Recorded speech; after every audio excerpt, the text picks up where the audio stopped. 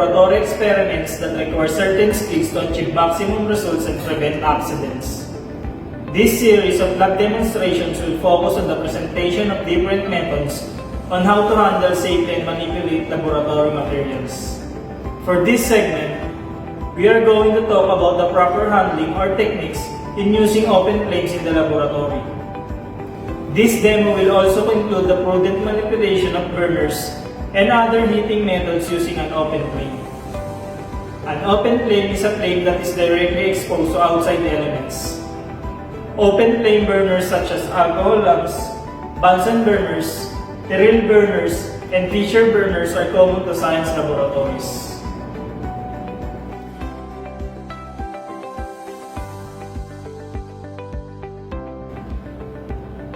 Alcohol lamps. These are open flame material used in the laboratory, especially in sterilization of loops and needles during microbial culture preparation in microbiology subjects. Bunsen burners is a kind of gas burner used as laboratory equipment. It produces a single open gas flame and is used for heating, sterilization, and combustion. The gas can be natural gas or a liquefied petroleum gas, such as propane, butane, or a mixture. Terrell burners is used for a safe continuous stream of flammable gas used for heating, sterilization, and combustion, and is specialized for finely controlled air and gas mixture. This burner is equipped with a gas adjustment under the burner along with threaded airflow adjustment.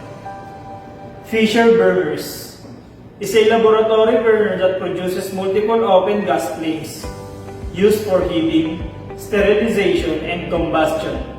It is used when laboratory work requires a hotter flame than attainable using a Bunsen burner, or used when a larger diameter flame is desired, such as with an inoculation loop or in some glass blowing operations.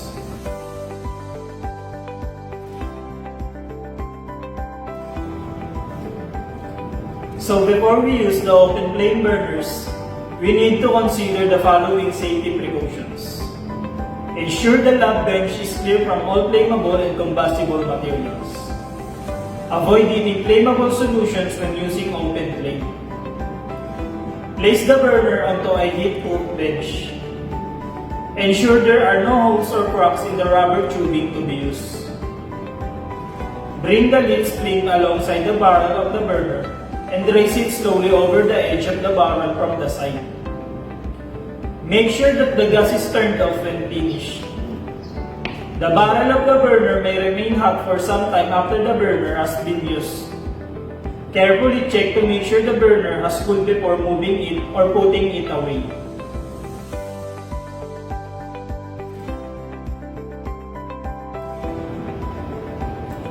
Precautions in handling alcohol lamp. Check the alcohol lamp and do not use if there are any breakages. Do not overfill the lamp bottle. Check the wick if it is long enough and make sure that it is already moistened with alcohol before lighting. Avoid transferring the alcohol lamp while it is lit. Use the cap to extinguish the flame, not by using water or blowing the flame out. Do not touch the bottleneck immediately after use.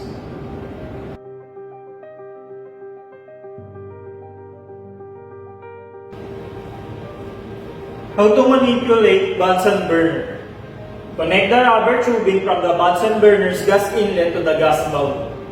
Ensure there are no holes or cracks in the tubing. Wet the tip of the gas outlet. This is to insert the rubber tubing smoothly.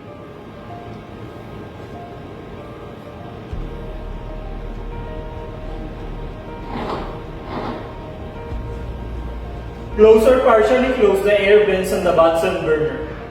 This will provide a yellow flame when lit. The yellow flame is the safety flame. Light a splint, then turn on the gas. Bring the lid splint alongside the barrel of the Bunsen burner and raise it slowly over the edge of the barrel from the side.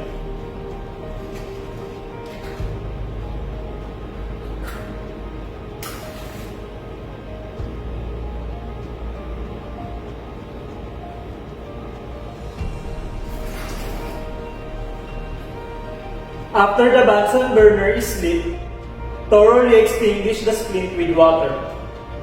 Adjust the air supply by turning the metal collar to get a tight, bright blue foam-shaped flame.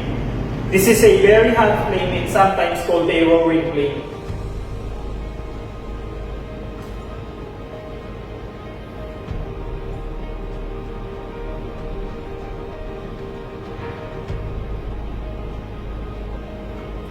Turn off the gas at the gas source when finished using the Bunsen burner. Baba.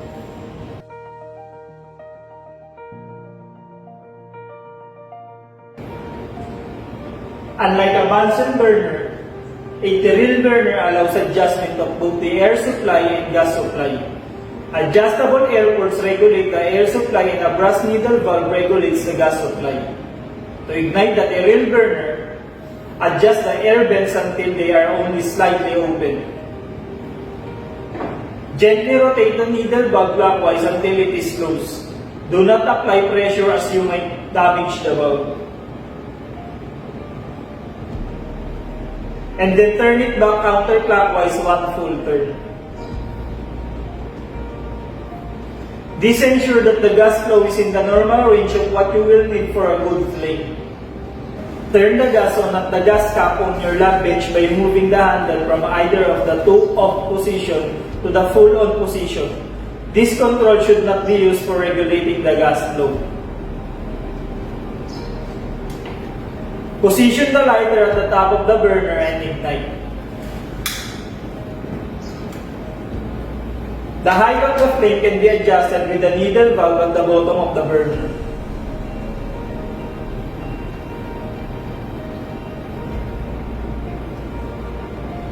The color of the flame can be adjusted by turning the barrel of the burner clockwise for less air or counterclockwise for more air.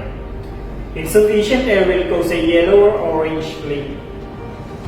Increasing the amount of air will cause the flame to become blue and ultimately, when properly adjusted, to develop a bright blue inner cone and a darker blue outer cone.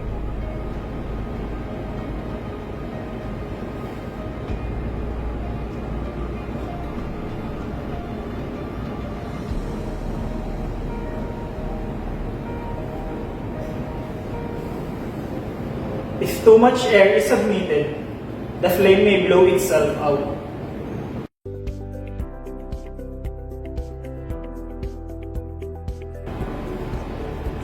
How to manipulate Fisher burner. Before use, connect the burner to the gas supply with a length of suitable rubber tubing. Close the air inlet. Turn the needle valve fully clockwise. Turn on the gas at the main tap and ignite the gas.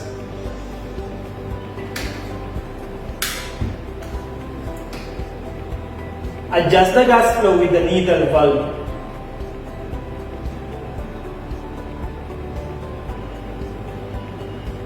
Adjust the flame by opening or closing the air inlet. For a roaring flame, open the air inlet, and for a luminous flame, close the air inlet.